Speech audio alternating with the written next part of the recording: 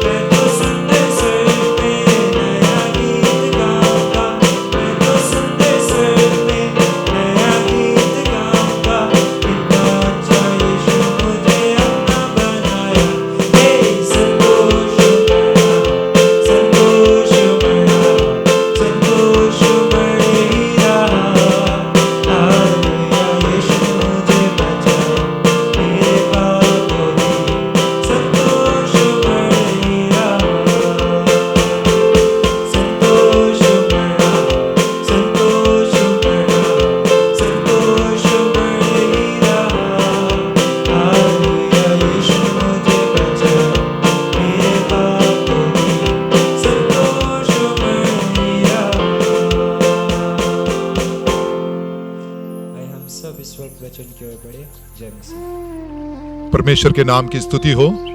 एक और बार इस नए प्रभात के लिए जो कि परमेश्वर के वचन के सामने हमें एक और बार मनन करने के लिए परमेश्वर ने एकत्रित किया। इस जो प्रभात के समय हम उसी बात को जारी रखेंगे जहां पर हम इस बात को समझ रहे थे कि हमारा सामर्थी परमेश्वर इतने महान होने के बावजूद भी वो अपने आप को उसने कंगाल कर दिया ताकि हम धनी हो जाएं। कौन कौन से क्षेत्र में हमें धनी होना है?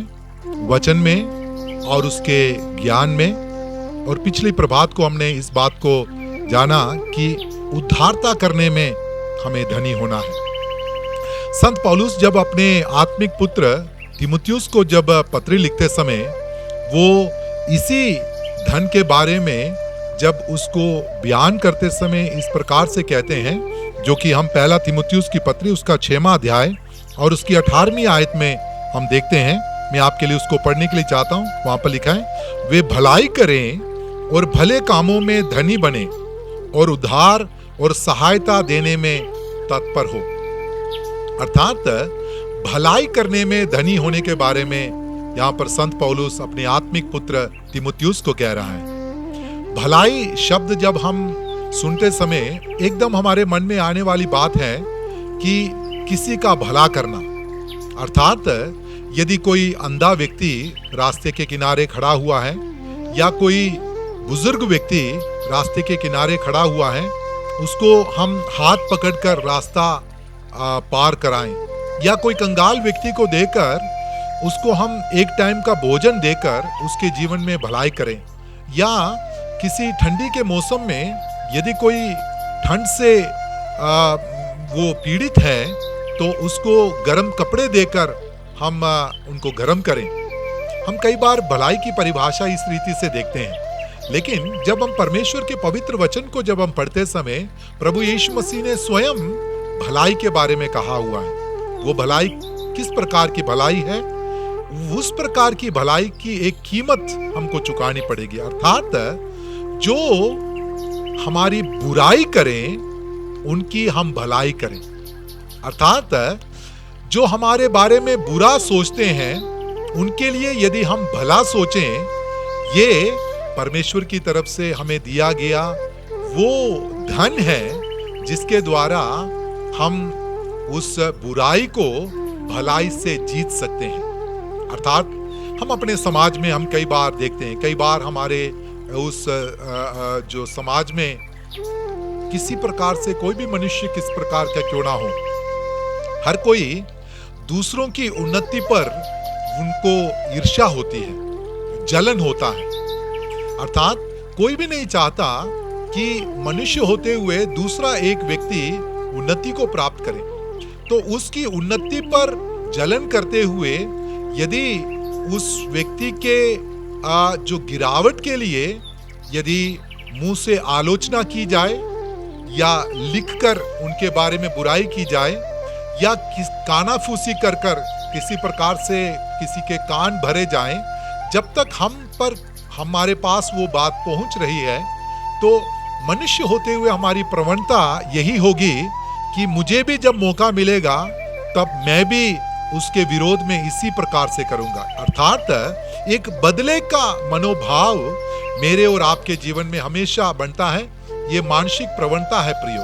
लेकिन सर्वशक्तिमान परमेश्वर की उस सामर्थ के द्वारा, उस अनुग्रह के द्वारा जो परमेश्वर ने हमें दिया हुआ है, उस अनुग्रह में होते हुए जब हम परमेश्वर से प्रार्थना करते हैं, परमेश्वर उस व्यक्ति ने या उस परिवार ने या उस जो कार्य के द्वारा मेरे जीवन में जो बुराई हुई है, उस बुराई के बदले मुझे ऐसा एक मौका दीजिए ताकि मैं उसके लिए भलाई कर सकूं। उसके लिए सबसे अच्छा आदर्श मेरे और आपके उद्धारकर्ता परमेश्वर प्रभु यीशु मसीह हैं। जितनों ने उसके बारे में बुराई किया उन सब के लिए उसने भलाई किया। पूरे संसार भर में जो उस 3.5 साल तक जो उसने सेवकाई किया, किसी के विरोध में किसी प्रकार का कार्य नहीं किया।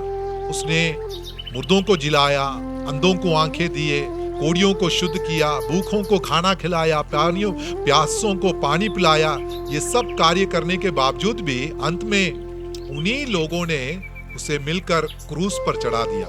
क्रूस पर लटके हुए प्रभु यीशु मसीह ने जिन्होंने उसके लिए बुराई किया था उनके लिए ही प्रार्थना किया, हे पिता आप इन्हें माफ कर दीजिए क्योंकि ये नहीं जानते कि क्या करते हैं। आज इस प्रभात के समय परमेश्वर का अनुग्रह हमारे लिए काफी है प्रियो। परमेश्वर से हम कहें, परमेश्वर बुराई के बदले भलाई करने का एक धन मुझे आप दे दीजिए। शायद आप कुछ ऐसे स्थिति में से होकर जा रहे होंगे जबकि आपके अंदर मानसिक रीति से बदले की भावना अब भी आपको सता रही होगी, लेकिन मैं आपसे इस बात के लिए आग्रह करता हूं और मैं आपसे इस बात के लिए विनती करता हूं कि परमेश्वर से प्रार्थना करें, परमेश्वर भलाई करने का धन आप मुझे दे दीजिए ताकि आपके उस नाम से परमेश्वर जो बुराई करने वालों के प्रति एक भलाई करने का एक मनोभाव मेरे हृदय में दे दे।